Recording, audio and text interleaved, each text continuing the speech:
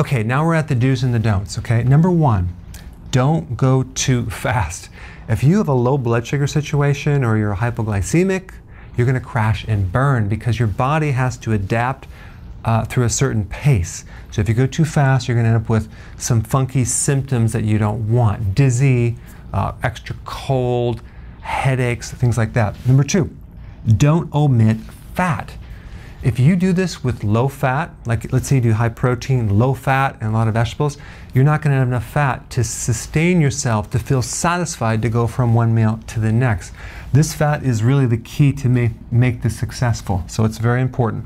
Number three, don't do high carbohydrates when you're doing intermittent fasting, because that's never gonna correct your blood sugars, because every time you eat sugar or carbs, you're gonna spike insulin. It's gonna like come way down. So you're gonna get headaches, you're gonna feel really funky, you're not gonna feel good. You wanna do the keto plan, which is a moderate amount of protein, 3 to 6 ounces of protein, a lot of vegetables, that would be your carbohydrate, and the rest fat, okay? But we wanna keep any other carbs really, really low, like 20 grams or less.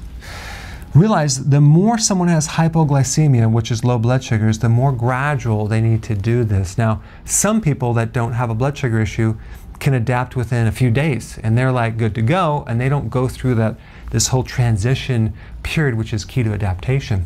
When you go from sugar burning to fat burning, you're actually converting from diesel fuel to electric fuel. If you can imagine a car being electric, and then diesel engine.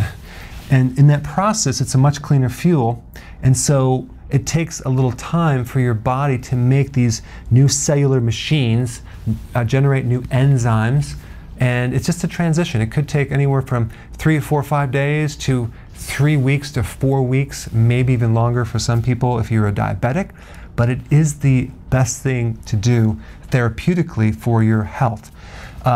To make this transition really smooth, I highly recommend you plug in some electrolytes, especially potassium, magnesium, sodium, salt, you need a little more salt, and calcium, okay?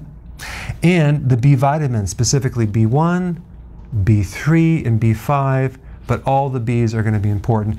I would recommend nutritional yeast as your source because this is a natural source of B vitamins, and that way if you get it non-fortified, it won't be synthetic. Synthetic vitamins are okay when you're doing a detox program, but not as a maintenance or not when you're doing intermittent fasting. Now I have a keto kit that's already prepared for you. You can check it out down below. It has electrolytes, it has a nutritional yeast, it has raw wheatgrass juice powder, it's all organic.